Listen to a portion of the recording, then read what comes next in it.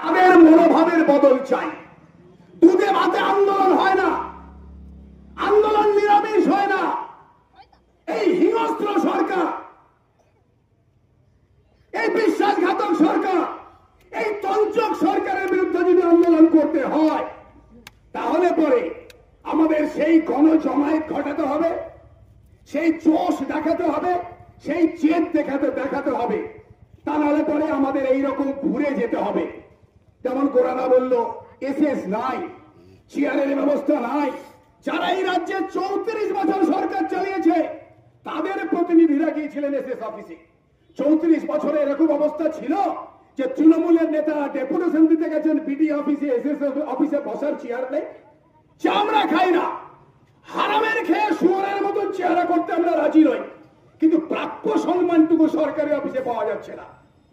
আমাদের জেদ বাড়াতে হবে। যারা আজকে এসেছেন এই কর্মসূচি থেকে শিক্ষা নিন। ভবিষ্যতে যখন কর্মসূচি হবে, এই রোদ, এই বৃষ্টি, এই গরম, এই শীত, এতে অধিকার আদায় হয় না। অধিকার আদায় করতে গেলে সীমা অতিক্রম করতে হয়, নিজেদের জেদ বাড়াতে হয়। এই লক্ষ্য নিয়ে ভবিষ্যতে আমাদের কর্মসূচি করতে হবে এবং এইখান থেকে পিডি অফিস অভিমুখে মিছিল আমাদের নিয়ে যেতে হবে। ইনকিলাব জিন্দাবাদ।